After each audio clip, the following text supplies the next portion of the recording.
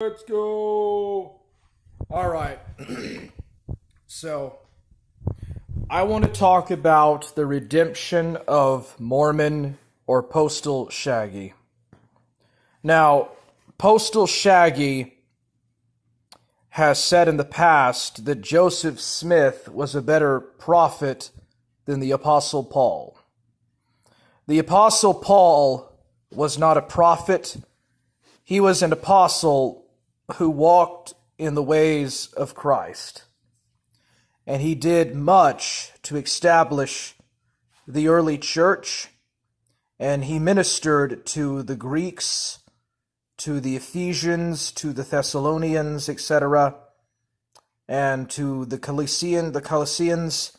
He basically helped to spread the church, along with Peter and James, outside of Israel or Palestine or Judea and around the Mediterranean rim.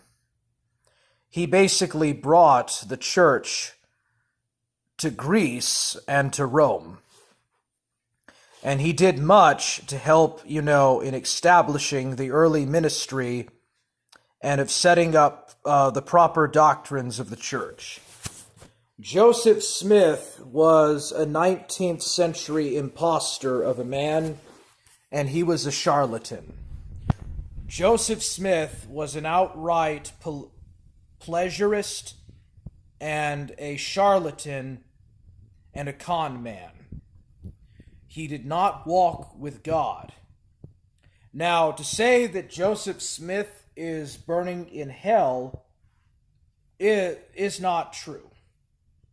Nobody knows another man's salvation, and no man can judge except for Christ. Whether or not Joseph Smith is in heaven, or his name is in the book of life or not, or whether he will go to heaven, or if he will be eternally annihilated in the lake of fire, is God's knowledge alone. That knowledge is a product and parcel belongs to God. Also, no angel is equal to El Elyon, the Most High. No angel can be called an Elohim. And there is no other God except for the Almighty Lord Himself. There is only but one God. Even Jesus is not equal to the Father, nor can He ever be equal to the Father. Only the Father is God. There is none other. Amen and peace. Anyways, now in regards to Mammon Shaggy, I do not hate nor have any hatred in my heart. And if I do, then I pray the Lord that this hatred is removed from me, and that I bring nothing but love unto Postal Shaggy. Postal Shaggy is a man of redeeming quality, and I think that he could be a true believer if he were to overcome his delusions about wooden submarines crossing the Atlantic from Israel or from Palestine and going to the Americas, and some sort of Lamanites and Hephites or whatever going to the Americas, which is completely impossible. You cannot build a submarine in the early Iron Age and cross to the Americas with it and bring horses and cattle and sheep and old world farm produce and animals to the New World. And by the time the Europeans get to the Americas, hundreds of years later, in 1492, all of that is completely gone. Like, where are the horses? Where are the chariots? The Book of Mormon is an impossibility. It is a very interesting book to read. And I'm not going to lie. I think the Book of Mormon is very interesting to read, and its verse and its parlance and the books that compose the Book of Mormon is a very interesting thing to read. It's very much like that of the King James Bible, but it is not an inspired text. Even the Apocrypha is far more inspired. Okay? The books of the Apocrypha are far more inspired than the books of Mormon. Okay, so the Book of Mormon is not a work or an inspired work of God. But here's what we should do at Forge, gang. We should all pray for Postal Shaggy.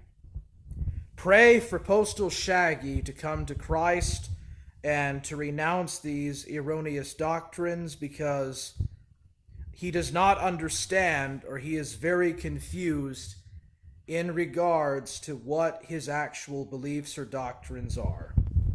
So we don't need to drive Postal Shaggy off the internet. God himself punished Mormon Shaggy by putting his wrath upon him and using the devil, his attorney, the devil Satan, to punish Postal Shaggy for his sins.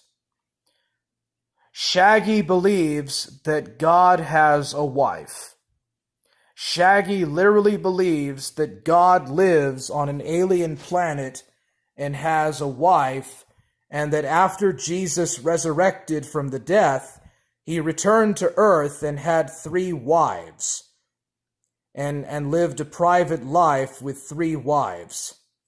That is literally some kind of what is that book called?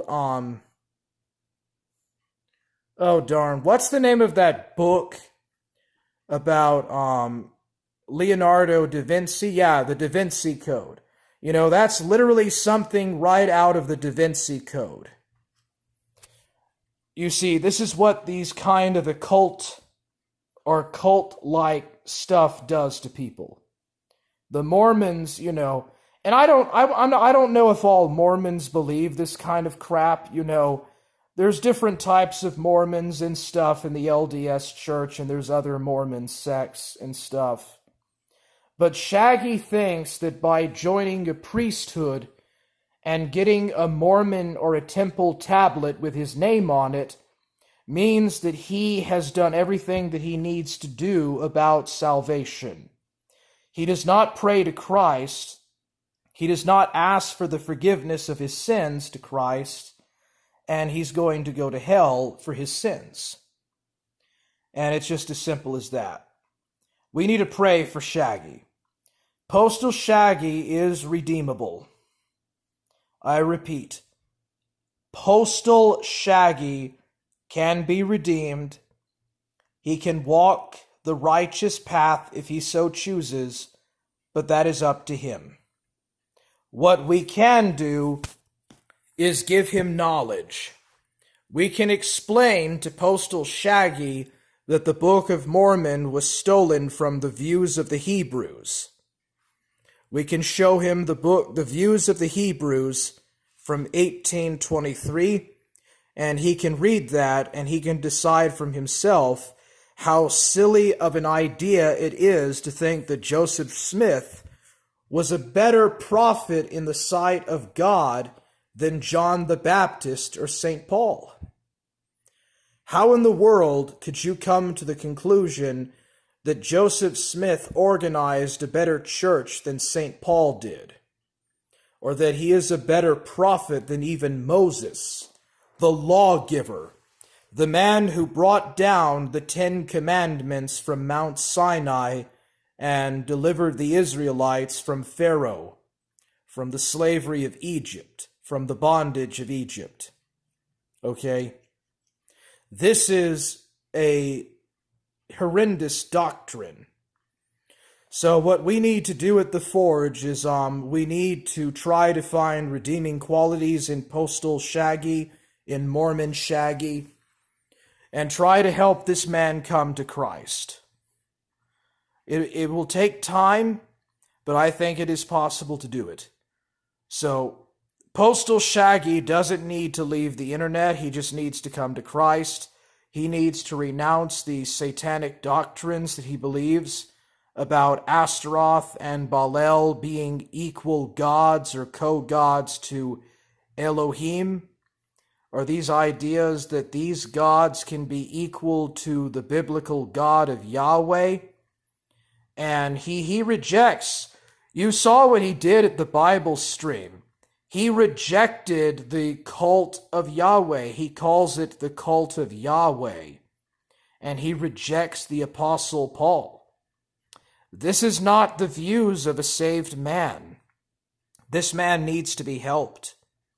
So, Postal Shaggy, please come to Jesus and pray and get yourself saved and reject these horrendous doctrines. All right, 3-4 says, let's go! Hashtag Tree Master Bob. Hammer and fire, let's go. Pray, Warhammer, Ghost of Niccolo. Praying for all unbelievers, for the time is nigh. These are the end of days. We literally are in the end of days, the Ghost of Niccolo. Dan Brown, who wrote Da Vinci Code, is an open Freemason.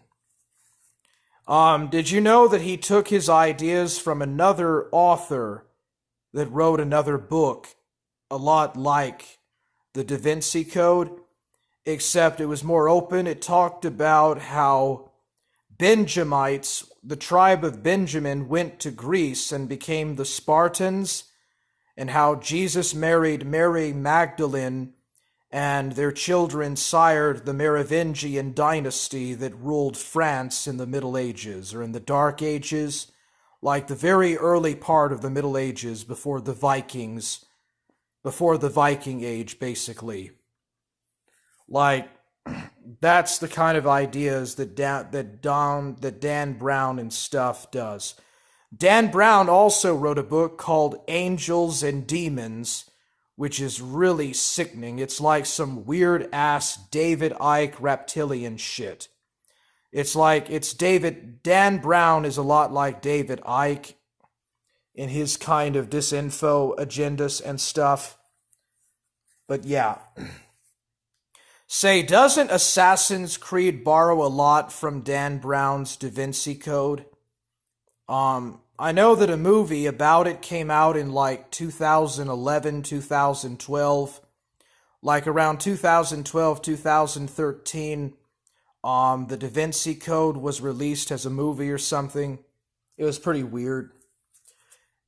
National Treasure is also another one of these weird movies, like Angels and Demons, Da Vinci Code, National Treasure. They all connect. But yeah, Dan Brown is a Freemason. Yeah, I read Angels and Demons. Horrible trash, bro. It might, Hammer. I haven't seen it in a while. Yeah, when was that movie released? I forgot, man.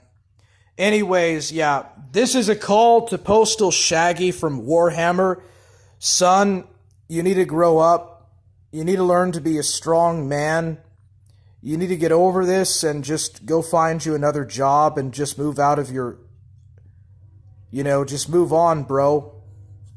Don't get off the internet, but just do some studying.